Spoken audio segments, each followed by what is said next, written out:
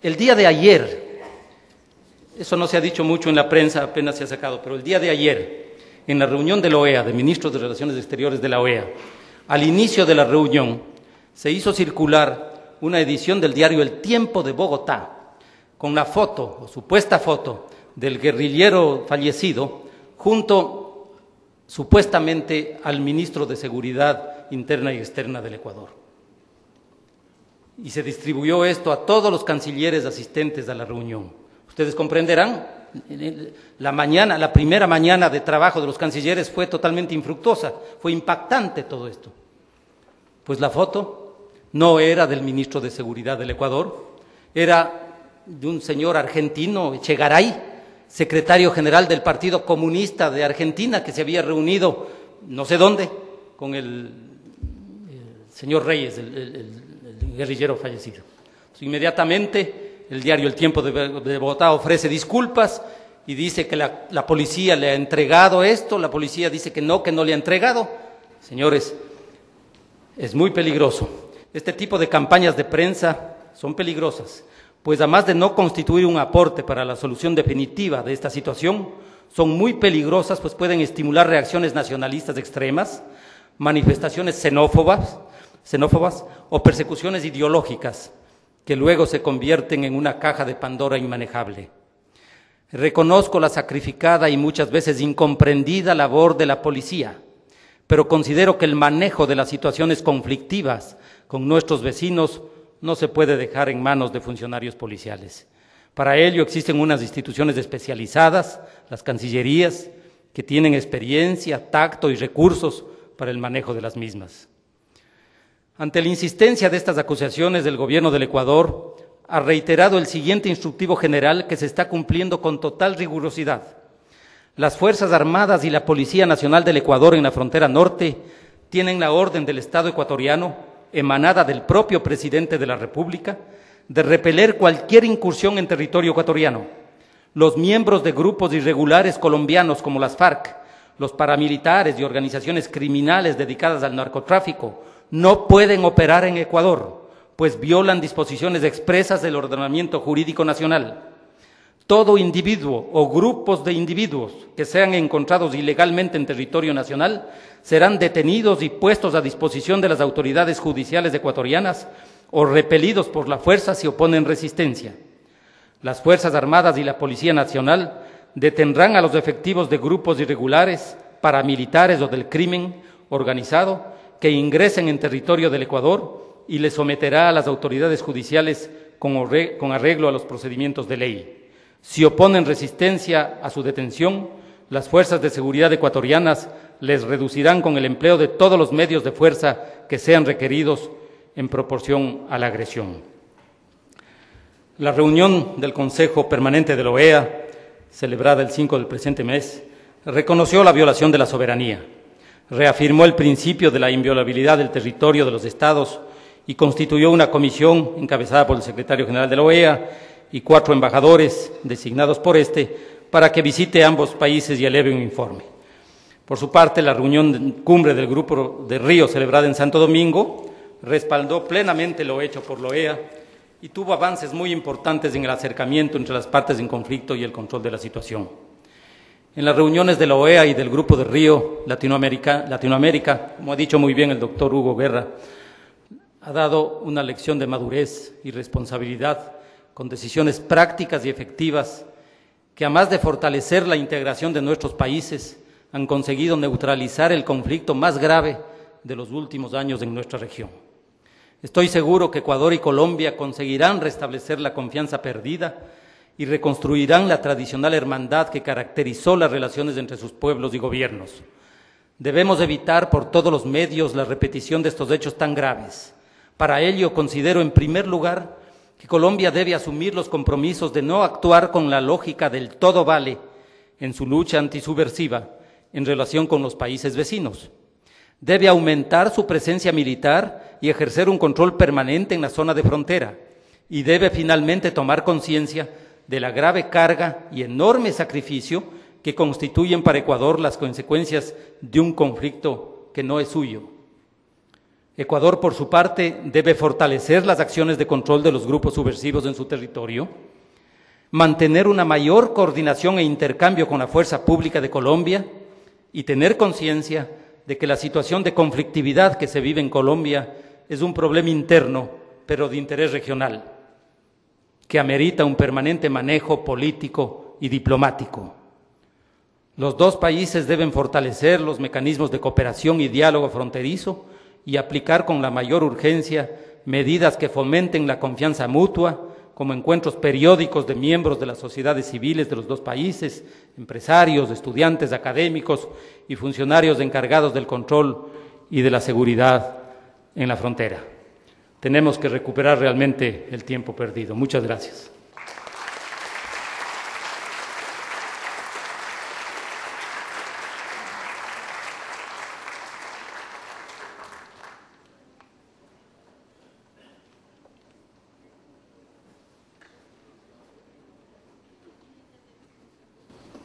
Muchas gracias al señor embajador de la República del Ecuador. Vamos a dar paso ahora a los comentarios de los ilustres miembros del panel, comenzando por el querido maestro, el querido amigo, el embajador José de la Puente Radvil. El doctor de la Puente Radvil es diplomático de carrera y abogado por la Universidad Nacional Mayor de San Marcos. Ha realizado estudios de letras en la Universidad de la Sorbona, de Ciencias Económicas en la Universidad de Pensilvania y Georgetown, y ostenta un diploma de la Academia de Derecho Internacional de La Haya, Holanda. En 1976 fue ministro de Relaciones Exteriores y posteriormente presidente del Consejo Superior de Relaciones Exteriores. También ha sido representante permanente del Perú ante los organismos internacionales con sede en Ginebra, Suiza, embajador del Perú en la ex Unión Soviética y Polonia, así como representante del Perú en numerosas reuniones y conferencias de carácter internacional. La propuesta, doctor de la Puente, es que cada uno de los comentaristas hagan una primera intervención en el orden de los 10-12 minutos para dar paso a unas reflexiones adicionales del señor embajador.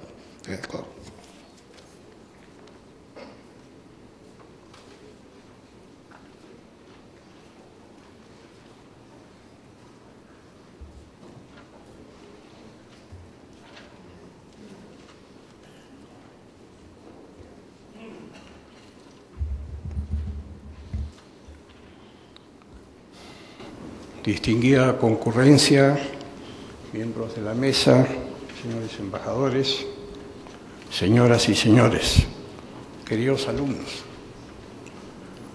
Como ustedes comprenderán, el tono de mi exposición va a ser distinto al del embajador del Ecuador, que ha sabido con toda inteligencia y pasión que se necesita a veces en estas circunstancias, exponer una visión no solo global de todo lo que ha sucedido en estos cortos meses, sino también transmitir las vivencias positivas de esos dos pueblos que por una circunstancia desafortunada han tenido el problema que él ha explicado con mucha honestidad y con mucha transparencia.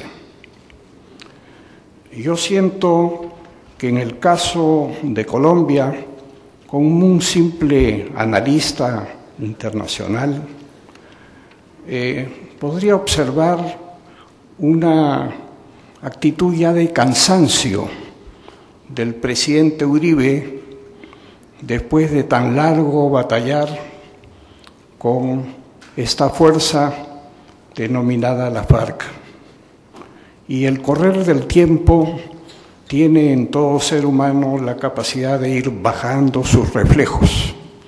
Y tal vez él no percibió claramente que en esa persecución de terroristas de la FARC que penetró en el territorio del Ecuador, no se dio cuenta que estaba entrando en una situación de tener otro problema, tal vez más delicado que el que tenía al nivel interno, que era el de romper la soberanía territorial de un país, de ingresar sin autorización de sus autoridades y provocar esta situación que ha comprometido no solo a los dos países, sino a los países miembros de la OEA. Yo diría, viéndolo acá, el embajador Borea, que ha sido nuestro embajador en esa institución, no sé si él comparte conmigo la impresión que tengo que la OEA ha salido más bien fortalecida. Se ha recurrido al organismo regional correspondiente. No hemos saltado clásicamente al órgano que vela por la paz en el mundo, que es el Consejo de Seguridad de las Naciones Unidas, lo cual, si bien tiene una capacidad vinculante muy grande, también le habría dado una magnitud a este problema que habría puesto obstáculos a la manera inteligente, sagaz y tenaz con que las partes comprometidas han ido retrocediendo en el campo peligroso de violar el derecho internacional y de convertir en un verdadero conflicto de esa naturaleza entre dos países hermanos. Yo estaba leyendo el otro día un libro muy interesante que en inglés se llama The Lords of War, que perdone que lo diga en inglés porque así me ha venido a la mente porque lo leí en inglés, pero viene a ser más o menos los amos de la guerra. Y veo, sobre todo cuando veo a los estudiantes que están aquí, que representan a la juventud que es la primera que va a sufrir las consecuencias de un conflicto internacional, que son los combatientes que caen sin saber por qué han caído y cómo la falta de previsión, la falta de sentido político de los gobernantes, a veces unos cuantos hombres deciden el destino de millones. En este libro impresionante vemos cómo Roosevelt, Churchill, Stalin y Hitler, estos cuatro personajes, son los causantes de millones de muertos en la Segunda Guerra y también dentro de los problemas inmensos de tipo ideológico que se presentaron en esa época, sobre todo en la facción que representaba Hitler, con un nazismo cruel, antihumanitario, y que asoló no solo Europa, sino tuvo proyecciones inclusive fuera de ella, como Roosevelt no provoca, sino responde con razones políticas la agresión del Japón, esconde la información que nada menos el embajador del Perú en Tokio había transmitido de que habría una agresión en el Pacífico a los Estados Unidos y guardando esa información vital, determina en alguna forma ser uno de los causantes indirectos y pasivos de lo que fue el drama de Pearl Harbor. Y así como él, ¿qué hablar de Hitler? ¿Qué hablar de Stalin? ¿Qué hablar de Churchill? Churchill, gran líder de Gran Bretaña, del Imperio Británico, sin embargo, de acuerdo con su humor, a veces y sus intenciones personales, condujo los países a la guerra. Por eso, cuando yo lo escuchaba hablar a Diego Rivadeneira, decía cuán importante es el rol de nosotros los diplomáticos. Cómo él ha defendido con toda honestidad y con profundo conocimiento jurídico el derecho del Ecuador, pero al mismo tiempo ha sido un vocero de la paz. En ese sendero yo creo que estamos marchando los que estamos en esta sala. Acá no hemos venido a acrecentar este enfrentamiento. Yo había anotado algunos pensamientos que muy cortos porque solo tengo breves minutos para hablar, pero no puedo dejar de referirme a este personaje curioso que ha aparecido en América Latina, que se considera el sucesor de Bolívar. No voy a mencionar por siquiera su nombre, ni voy a agregar más de lo que se dice sobre él, porque ese no es mi rol. Pero quisiera más bien referirme al personaje central de este conflicto, que es el presidente Uribe. Yo creo que él ha optado por una incursión en un territorio ecuatoriano que ha liquidado a todo un destacamento de la agrupación terrorista que aspiran, es verdad, a ser clasificados como insurgentes. Ese peligro tiene una proyección sobre el Perú. Sendero Luminoso también desearía ser clasificado como insurgente, porque el tratamiento que recibirían ante los tribunales, ante una Corte Penal Internacional, en el caso que adhiramos, porque el Perú no lo ha hecho, a esa Corte, pues las sentencias serían muchísimo más graves y dolorosas que las que ellos podrían recibir. Alienta, por lo tanto, a estos movimientos de escuchar de que pueden ser clasificados como insurgentes. Es verdad también que el desliz, así lo llamo yo, del presidente Uribe, que es un hombre que ha llevado sobre sus hombros una carga tan pesada durante estos años, y a pesar de la dureza que ha tenido que ejercer, ha recibido un respaldo enorme del pueblo ecuatoriano, que lo ha reelegido dentro de una actitud que no es usual en esa nación. Y yo creo que esa propuesta fue paralela también a esa malsana interferencia de Chávez que tanto rechazamos. Ahora yo quisiera agregar, no como crítica, simplemente como un análisis, la tibieza de las disculpas de Uribe. Tenemos pues así construido una especie de escenario que debió ser bilateral y que suelta esos mastines de las pasiones políticas que envuelven y que han envuelto ahora a una porción de América del Sur que estaba manteniendo durante estos años una actitud ejemplar, que había facilitado inclusive la tarea de la OEA, evitando que se produjeran conflictos innecesarios. Y lo curioso es que, en buena cuenta, ¿quiénes se enfrentan? Entramos ya en la política interna. Es la confrontación de 3 gobiernos nacionalistas de izquierda en contra de un gobierno conservador como es el de Uribe.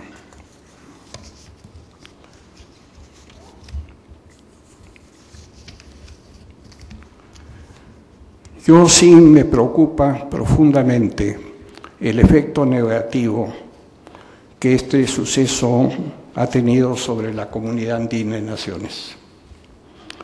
Yo soy un antiguo miembro y jefe o director, como se llamaba, de la comunidad andina, y creo que en estos momentos, cuando estamos a las puertas en una asociación con la Unión Europea y lamentablemente a escasos 2 meses de la cumbre en esta capital entre América Latina y el Caribe, no ha sido el momento más afortunado para que tenga lugar este sujeto.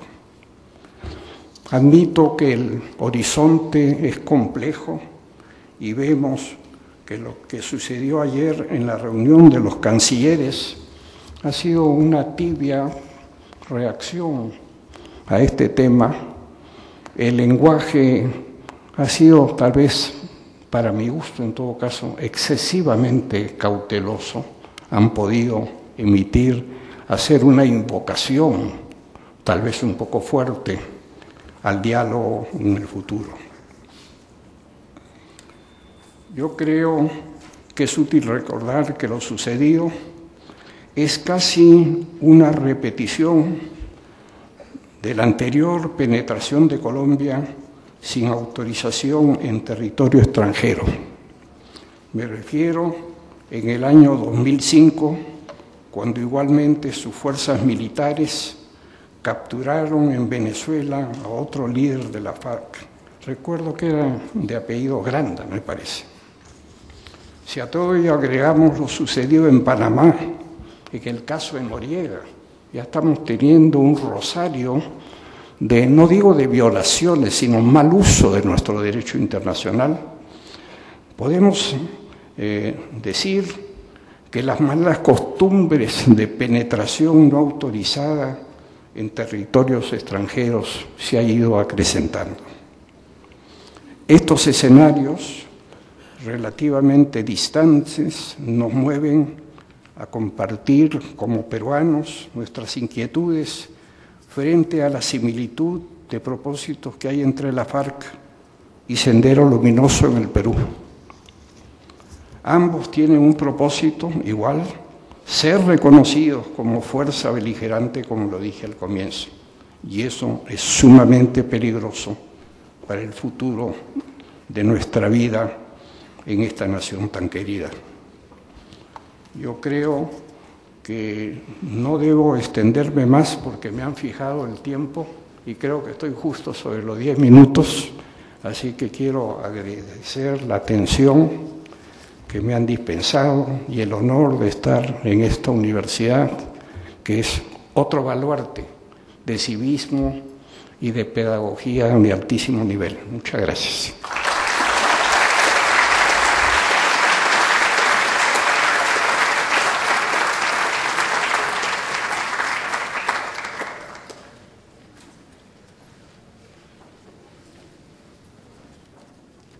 Muchas gracias, embajador de la Puente. Es el turno de la intervención del doctor Francisco Tudela Van Breve. El doctor Tudela es abogado, máster en Derecho Internacional Público y Regulación de Mercados Financieros por la London School of Economics y doctor en Derecho honoris causa por la Universidad Nacional de Piura. Es asimismo asociado del Centro Weatherhead para Asuntos Internacionales de la Universidad de Harvard. Ha sido congresista del Congreso Constituyente Democrático y ministro de Relaciones Exteriores del Perú. Embajador plenipotenciario y representante permanente del Perú ante la Organización de Naciones Unidas, presidente del Grupo de Latinoamérica y el Caribe y del Grupo de la Comunidad Andina de Naciones en la Asamblea General de la ONU. Como se señala en su currículum, en el periodo 2000-2005 fue primer vicepresidente de la República. Doctor Tudela.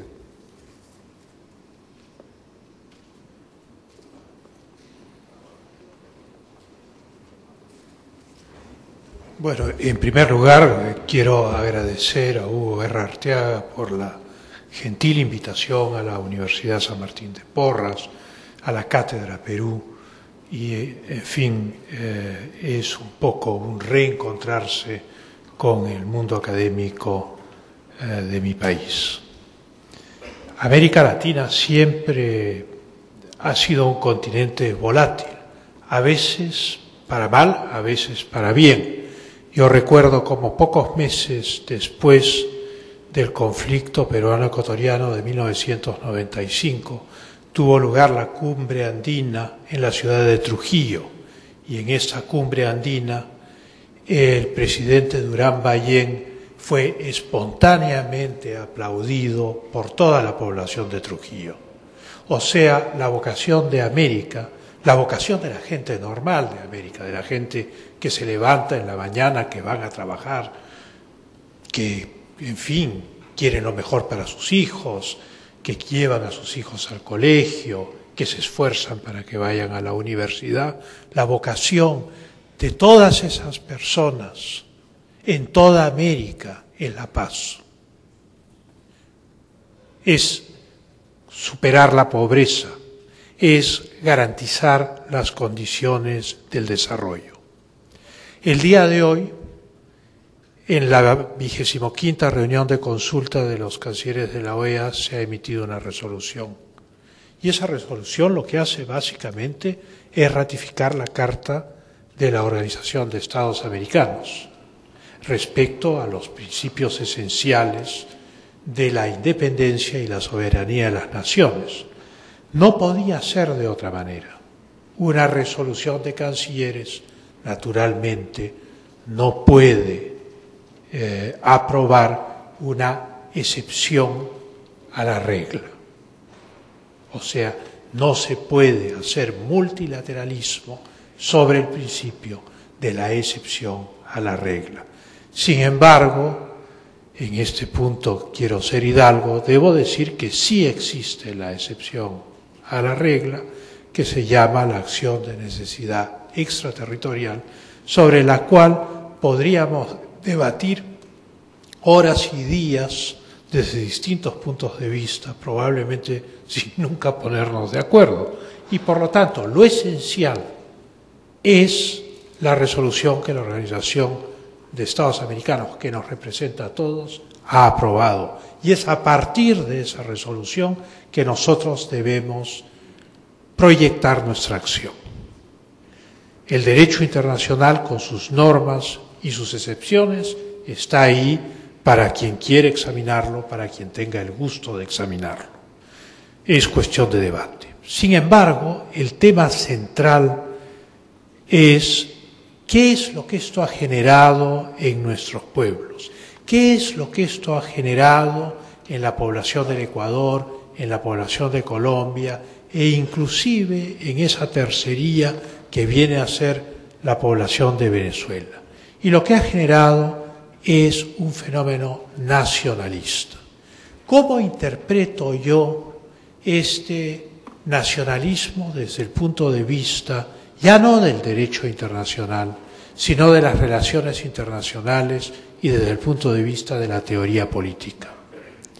Y tengo que interpretarlo probablemente de una sola manera, que es terminada la bipolaridad, terminada la confrontación nítida y clara entre dos ideologías, no sintiendo una mitad del mundo que tiene un enemigo externo en otra mitad del mundo, cosa que daba propósito y unidad a la acción, las ideas van volviéndose confusas. Se habla del pensamiento único.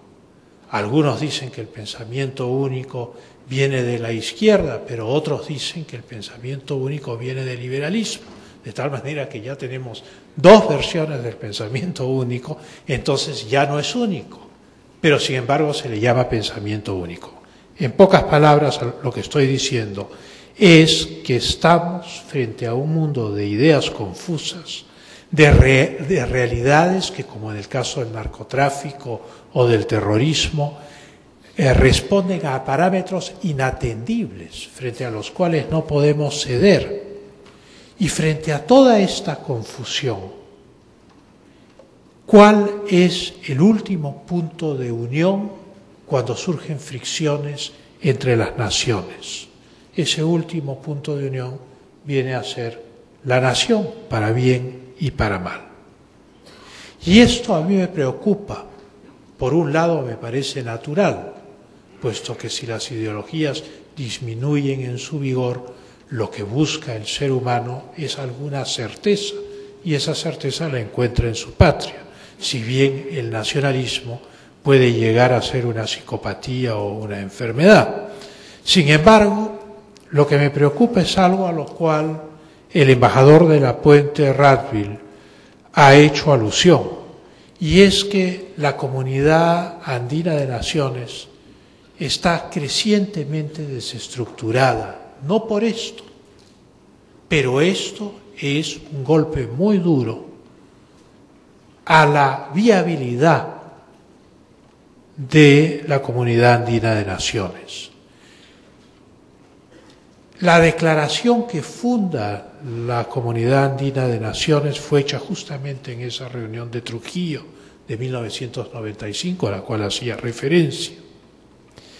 Y esta desestructuración se da porque hay fuerzas nacionales que tiran en direcciones contrarias. Hay una opción venezolana que le ha dado la espalda a la Comunidad Andina de Naciones, de la cual fue gestora, de la cual fue parte original, y ha mirado hacia el Mercosur. Pero esa mirada hacia el Mercosur representa también la búsqueda de alianzas geopolíticas en otras partes del continente, y representa también mecanismos de nacionalismos coaligados en otras partes del continente. Paralelamente a esta opción, que es una no opción, que es abandonar un proyecto esencial, Colombia ha sido la locomotora importante de la Comunidad Andina de Naciones durante décadas. Y en el caso de Venezuela, su oposición a los TLCs, a los tratados de libre comercio, que es una posición, esta última, donde es acompañada por Bolivia y el Ecuador, genera una enorme incertidumbre sobre todo el continente. Esto es, no puede escapársenos el hecho de que el continente va formando lentamente dos bloques, y que esos dos bloques tienen distintos puntos de vista, a veces utilizando el mismo lenguaje.